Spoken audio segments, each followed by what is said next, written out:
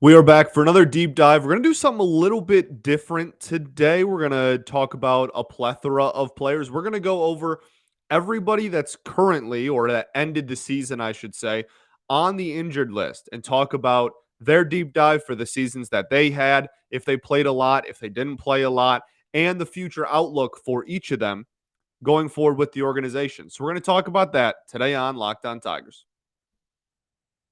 You are Locked On Tigers, your daily Detroit Tigers podcast.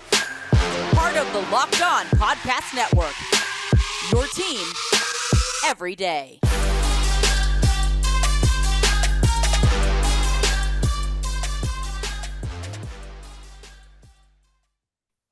What is up, everybody? Welcome back to another edition of Locked On Tigers. I'm, of course, your host, Scott Bentley. Today is Friday, October 14th, 2022. Thank you for making Locked On Tigers your first listen every single day. We are free and available wherever you get your podcasts, including YouTube. Today's episode is brought to you by BetOnline. BetOnline is you covered this season with more props, odds, and lines than ever before. BetOnline, where the game starts. Okay. We got a little bit of a different show today. It might be shorter than usual. It might be longer than usual. I don't know. I can't tell in my prep. I couldn't tell whether this was going to be a lot of super long conversations or a lot of really short conversations, but it's going to be a lot of conversations. We can cut to that. I just want to go over it. We're not going to have, like, if I was to do a deep dive of Casey Mize's 2022. Okay, he pitched 10 innings. That's not gonna fill. Even I cannot drag that out to half an hour, right? So I think a good way to kind of do this is I'm gonna go through everybody that ended the season on the IL and talk about where they currently stand with the team and do their deep dives that way. Even if it's not, again, we have 10 innings of Casey Mize. I'm not sure we're going to get too much of like a deep analytical dive, but just opinion of where he stands in the organization going forward, etc. Turnbull obviously did not pitch an inning this year. No stats or anything for a deep dive, but can talk about him. The players that we're going to avoid, I think the only one that I want to avoid on here is probably... Ooh, there might be a couple, I guess. Willie Castro, we certainly don't need to do today because he can get more of a look, have more of a conversation about. Matt Manning will probably give more of a conversation about. Joe Jimenez technically ended the season hurt. I think he can probably get his own. So, like, the dudes that got put on the IL, in mid late September just to like end the season, those guys maybe we won't have as much of a deep conversation about. But the dudes that missed the majority of the year, the Austin Meadows we'll even talk about Tarik Skubal today. I don't know if I have enough to do a full episode breakdown of just him alone, so we'll talk about him. Kyle Funkhouser, Alex Faedo, Spencer Turnbull, etc. So let's start with, I guess we'll just start with Casey Mize. I think that's probably the easiest thing to do because he was the first big injury that we had this season. And he was kind of one of the first big blows to this year in a year that had a plethora, right? We had a ton of just right hooks to the jaw. And Casey Mize getting hurt was one of the first, probably the first. Tommy John surgery, and he had it, I think, in like June. Like they waited because remember they sent him to Toledo and then he got rocked, and then they sent him to Lakeland and he was like throwing, and they were trying to they really prolonged it. They dragged it out as long as they could. I think they were trying to find any other possible scenario and possible outcome that didn't lead to Casey Mize getting Tommy John, but he did. And because they waited until, June, whatever, and I'm not saying that's a Mize thing, that might be an organization thing, that might have been both of them, whatever. It's not a who's at fault type of thing, but objectively, he didn't pitch really at all this season, and he's likely going to miss all of next season. There's some optimists out there, and I tip my cap to you that say maybe he can come back at the end of this season. We were told that about Turnbull too, and his timetable was pretty much the same as last year to this year, and he didn't pitch at all this year. So I don't expect him to pitch next season. I think the earliest we see Mize back is opening day of 2024. That's a long ways away. That's kind of sad to say out loud. And he's going to be almost 27 years old. His birthday's in May, I believe. So he's 25 now. He'll miss all of his age 26 season next year. A dude that we took number one overall, obviously, in 20, what was that, 17? 17, 18, 17. Yeah, it sucks. Like I said, I'm not going to have a deep dive of his as far as what he did on the mound or anything because we didn't really see him on the mound. He pitched 10 innings. The biggest thing to take out of this for me, and the biggest conversation to have, is what happens to him going forward. Like I said, this is a dude that it was 2018, by the way, wasn't it? It wasn't 2017. It was 2018. Yeah, 2018, and then 19 was Green, and then 20 was Tarik. Yeah. Oh, because 2019, last game of the season, Paulo Sandoval, woohoo. Yeah. Okay. So it's very demoralizing knowing that, saying all that out loud and knowing that it's going to be until he's pretty much 27 years old until he pitches again.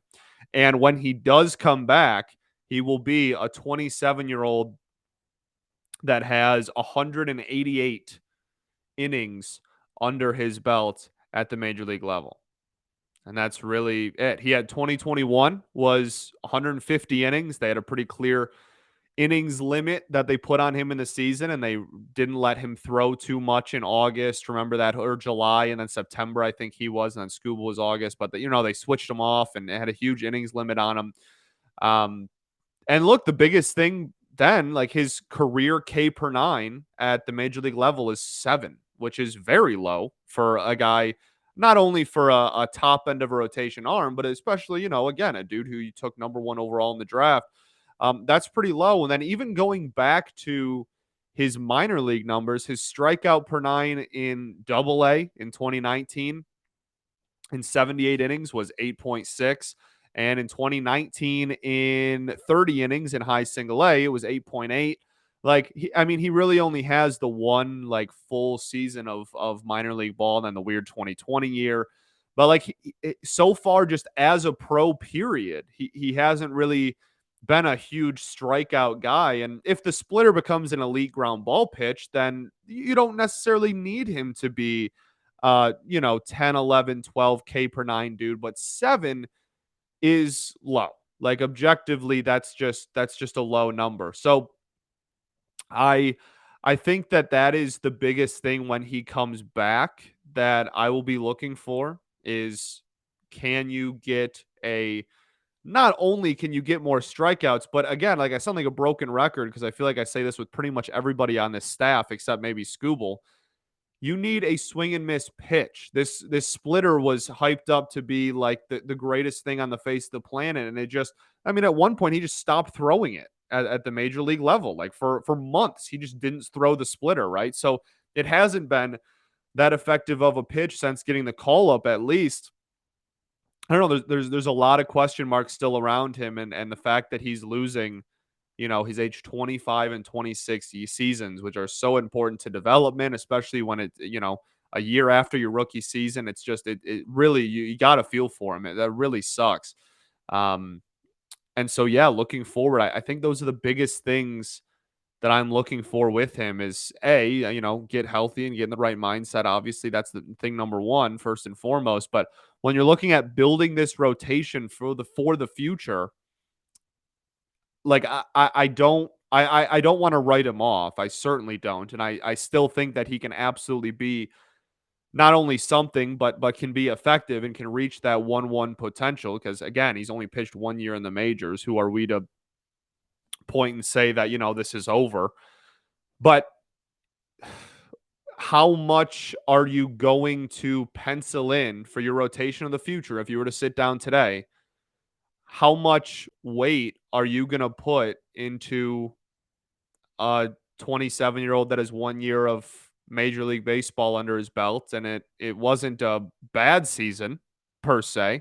He had a 3.71 ERA, was pretty good at getting weak contact, but that was, the focal point of his pitching style in his one season under his belt. I don't know.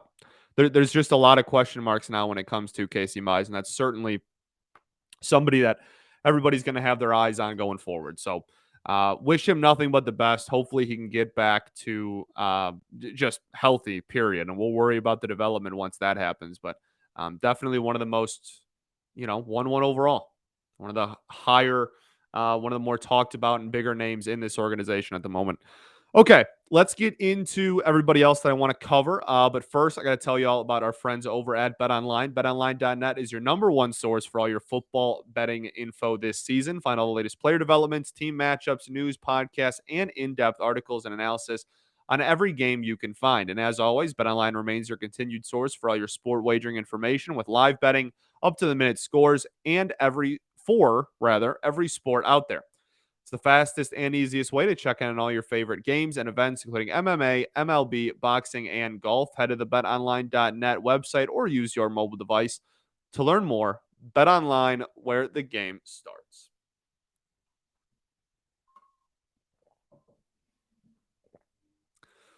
All right, everybody. Welcome back here. Second segment of Locked On Tigers. So we talked about Casey Mize in the first one. Definitely a big question mark going forward. Let's jump to a lot of pitchers. Obviously, as we know, and a lot of injured pitchers this season. We used a lot of different starters. Spencer Turnbull is the next guy. I don't want to spend too terribly much time again because we didn't see anything on the mound from him. He was hurt the entire season, but I love Spencer Turnbull.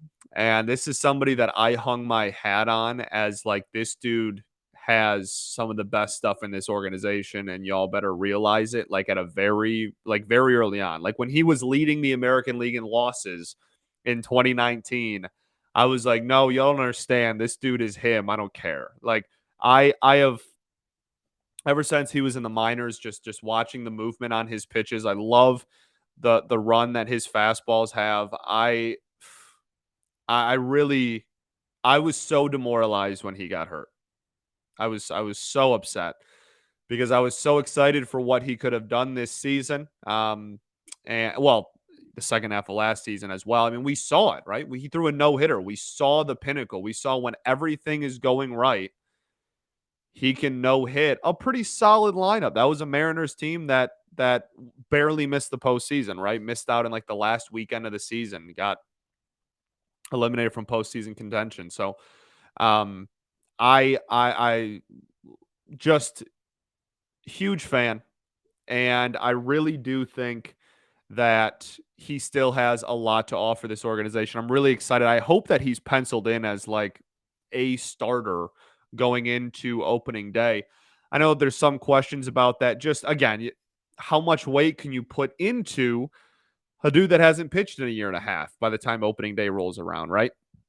So I definitely agree with the stance of, hey, sign starting pitchers, get some starting pitching depth, because Lord knows we've needed it the last 2 years. I don't know why that would change this year. Starting pitchers get hurt. It's like their thing. So definitely don't just blindly go, oh, okay, we'll just roll with what we have. Turnbull will be fine. Like, get depth. But I really hope that at least give me going into spring training, he has a chance to re-solidify himself as a whatever it is, 3, 4, 5 starter in this rotation, because I think he could have been so good last year. It was all clicking right before the injury, and I hope that he just picks up where he left off. But great movement on his pitches.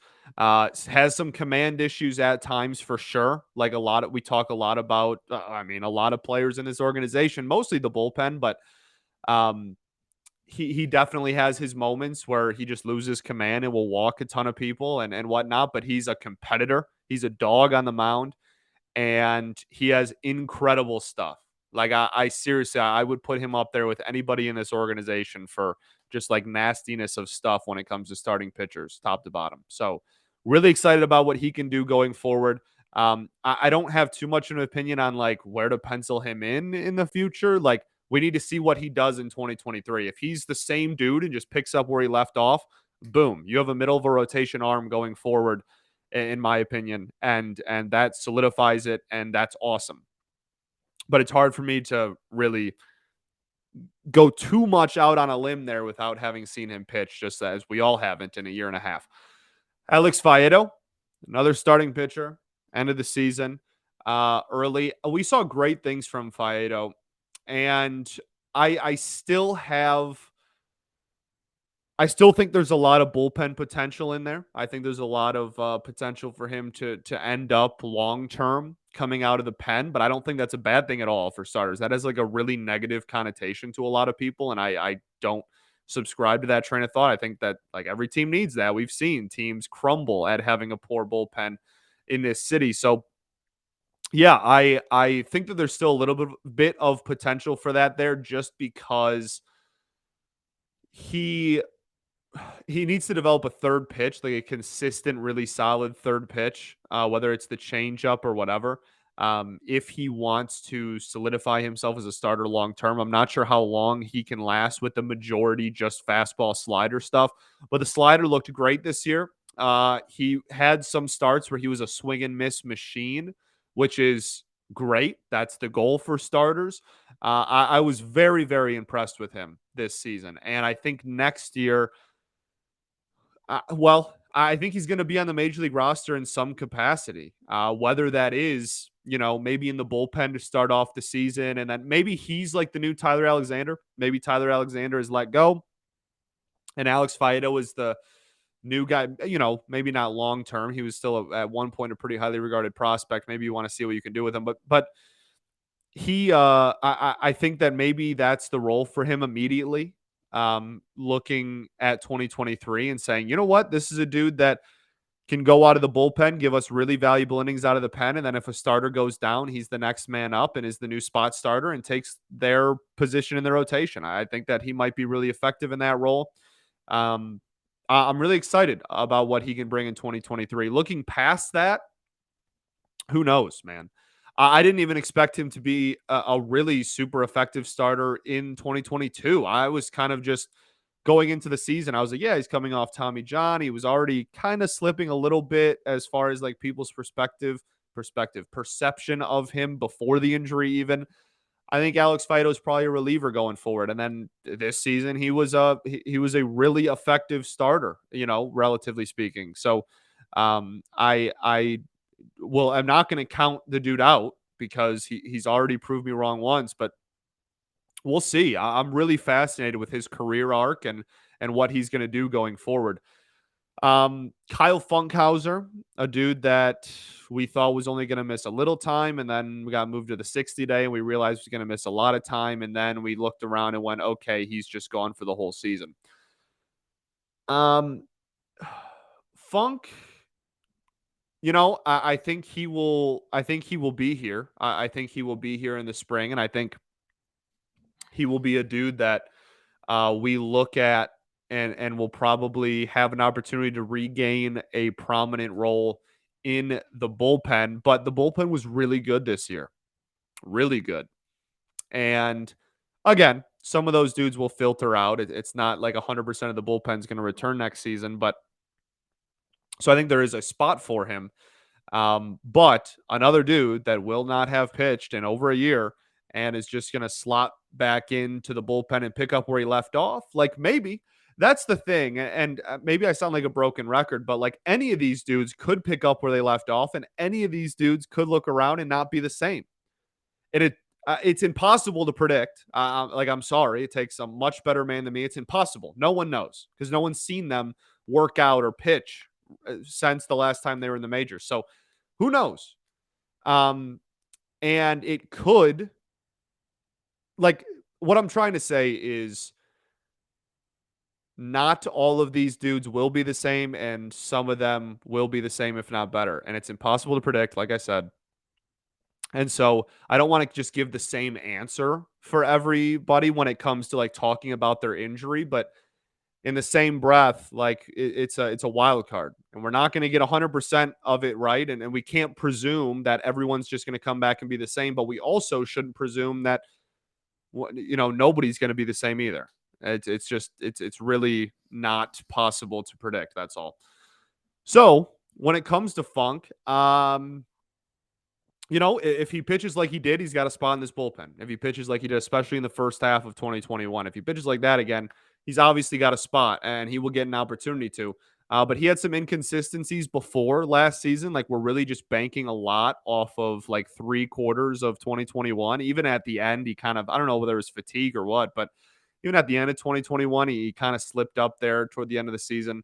So yeah, you're banking a lot on 1 year so far, but like I said, that was a good pitcher. So if he turns into that, then there you go. And long term, I mean, he'll never be like the setup man or the closer for this team. But if he keeps pitching like he did, again, he will always have a role as like a really solid, maybe even high leverage middle reliever. So we'll see what happens with him. Um, who else? I guess let's get to Tarik. Let's do that. We'll do that right after this.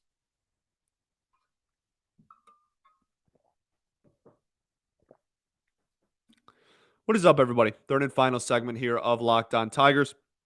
So, Tarik Skubal out for obviously the entire second half of 2022.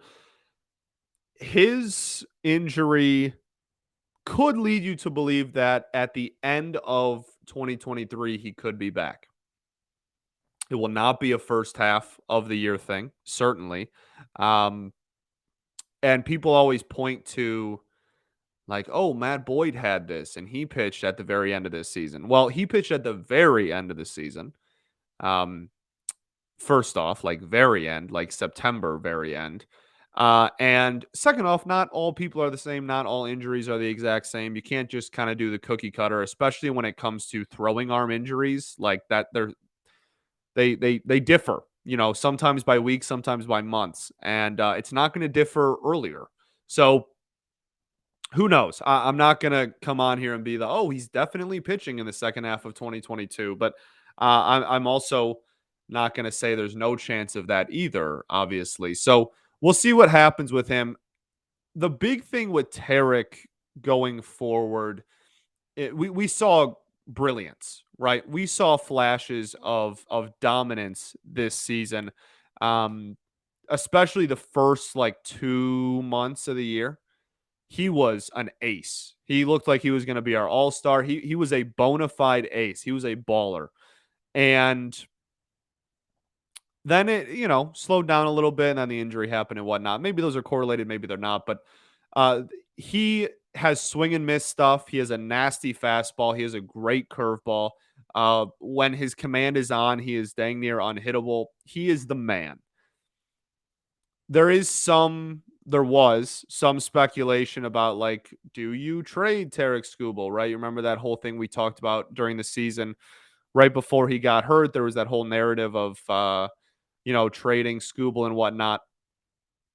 I don't know. I didn't really, unless you wanted to go into a second rebuild, I didn't really agree with it at the time. And now I think that ship has maybe even sailed just because of the injury. I mean, that's a pretty prominent and significant injury to the throwing shoulder. So I don't think that is really on the table, at least for the immediate future. He would have to come back and probably have a full season under his belt of like solid pitching for that to re-pop its ugly head up and be like, hey, maybe we trade Tarik. So we'll see when it comes to that, but that's definitely not an immediate problem because it's not happening while he's hurt, and it's not going to happen in only him pitching like 2 months next season either. Like this is at least a year down the road is when this conversation is going to come back up, probably longer, maybe even a year and a half or even 2 years. So that's not even like a right around the corner type of conversation. So we'll just kind of gloss over it, but it's something to keep in the back of your head just because of a lot of it is going to determine on how good this team is too. If this team is still sucks, then as he gets closer and closer to his 6 years of service before he can become a free agent, that conversation is going to become more and more prominent. So that's something down the road. Definitely not a right now thing, but something down the road. Immediately, again, just hope that he can get healthy. with him, I'm the most confident, and this is obvious, but the most confidence I have in any of these pitchers or any of these players really we've talked about so far to be a prominent figure when they come back is Tarik Skubal because he is so young, because he has bounced back from a different injury, but an arm injury before, um, and been good and regained velocity and everything. And the biggest thing, honestly, is just he could get swings and misses, which, again, I talk about over and over and over again. But my goodness, he's like the only dude in this entire rotation this year out of the 20 people that started games for the Tigers this year. Like one of them was able to consistently get swings and misses like every game. And Tarik Skubal was really the only one. So he's got nasty stuff. He's a dog. He's a gamer. I definitely think not only that he will be back and be a prominent figure, but I think that if you want to like get really nitpicky and argue like, oh, is he the ace of a like does he have the ceiling still of an ace of a World Series winning team, or is it more like a really solid number two? That's a conversation that can be had for sure. But I think for the most part, top end of the rotation guy at least, and that is somebody that we will have back, and he will be fine. I'm fairly confident in that. Jake Rogers, somebody that missed all of the season.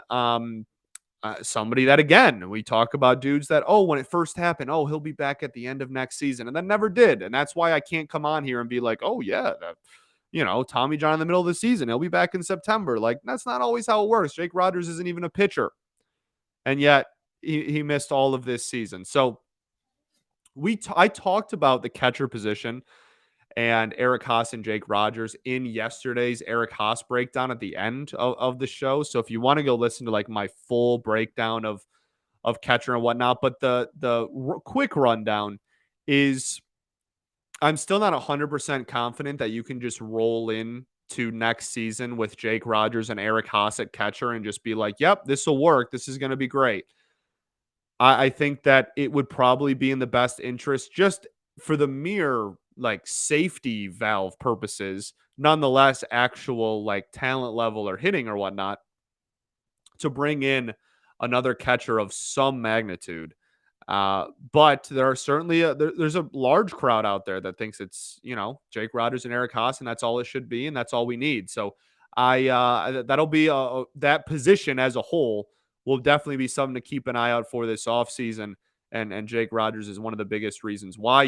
He was hitting pretty well before the injury, which is why it sucked because he really wasn't hitting well before last season. And then at the beginning of last year, like hitting really well. And we had all this like, oh my goodness, he figured it out. Like he made his adjustments and whatnot. And now we just look at it and we go, okay, like that was a pretty small sample size in hindsight. Like, let's see if he can do it over a full season, and who knows how much playing time he's going to get and whatnot. I don't know. There's a lot of questions. You need to be able to throw the ball and be a threat.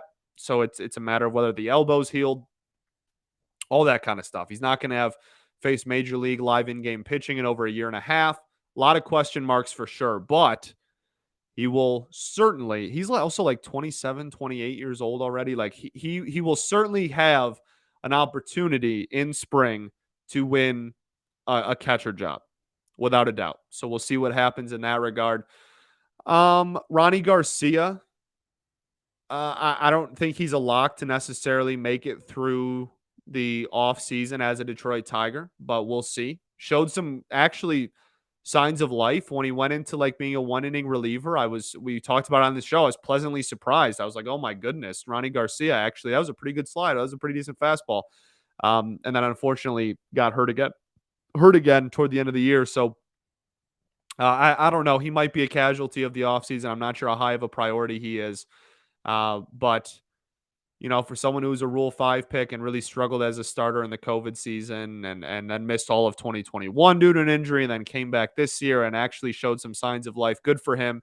And if he doesn't make it through the 40-man roster shakedown that will happen this season, he will certainly find a like minor league free agent job somewhere. I'm pretty confident in that because he's still pretty young. He's only in his mid-20s.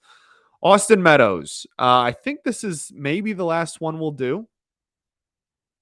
I want to do a full one on Matt Manning, or at least a half of a full one on Matt Manning Maybe we'll do like a Brisky and Manning, like both of them in the same episode, and just do like cut it in half. Yeah, so let's do Austin Meadows and then be done. So Austin Meadows obviously did not play very often in 2022. At the beginning of the season, he was hitting pretty well for average, but he never had any power. Ever. He didn't hit a single homer at the major league level, did he? He hit like one in Toledo, and I remember everybody freaked out. But just no power. And it wasn't like he was getting Comerica and like the expected slugging was super high. Like, no, he just like didn't have any power. It was all singles. It was all singles. And like I said, in the first month of the season, his batting average was pretty high. And you know, you were like, okay, well, I guess that's fine-ish. But this is a dude that has like 20, 30 home run like power in Tampa. And then came here and just couldn't hit for power. And you know, he talked about and made public his mental health journey and his mental health struggles that he went through this season. And obviously, I'm a big advocate for that, as you all know, ending my show the same way I do every day. And I wish him nothing but the best and hoping that he can find get the help he needs and find that mindset again that made him such not only, I mean, baseball aside, but just get back to being the human being that you want to be. So obviously wish him nothing but the best there. But even besides that, there was, you know, the Achilles thing, and it came from like wearing weird shoes, and then like he had vertigo and like had COVID. I mean, like it was just one thing after another after another. This dude could not catch a break. Feel really bad for him. So I think we give him the off season. Hopefully he can get everything healthy. Hopefully that like I said, he can get the help he needs. He can be in a good, healthy mindset again. Be happy playing baseball again. Be happy as a person again, and we can just roll in and put this like catastrophic season, which is kind of what I want to do with everybody. Just put this just train wreck of a season that was 2021 behind us, going with fresh eyes, and try and make something happen in 2023. So did I just say 2021? I meant 2022. You get what I'm saying. So Austin Meadows, where he stands on the team going forward.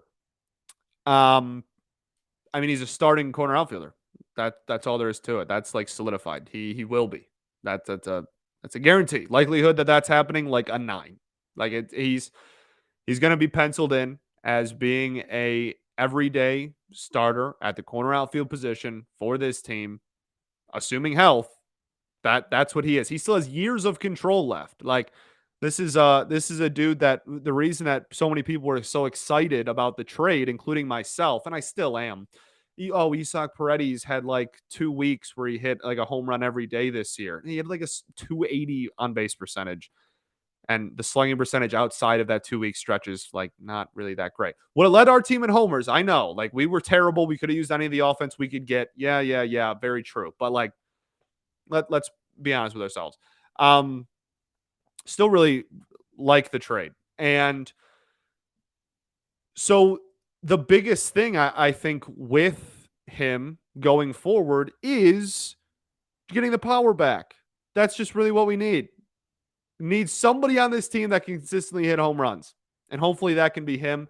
I mean, if he can become the hitter he was in his all-star year in Tampa, like we're in for a treat. And he still has years of control left. Like I said, that's what I had an ADHD moment there, but that's what I was getting at when talking about the trade. Like, yes, Paredes had a lot of years of control, but that's why they picked Austin Meadows, because he has years of control left as well, too, I think. Years of control left where he's going to be your corner outfielder. So really, really excited for Austin Meadows next year. I think that it can be a really cool bounce back season. And yeah, obviously, like I said, wish him nothing but the best. Everybody else, I think I'm going to put in some capacity to have a little bit of a longer conversation. Bo Brisky, I want to talk about a little bit longer than just like a quick rundown here. Joe Jimenez deserves his own breakdown that he pitched almost all of the year.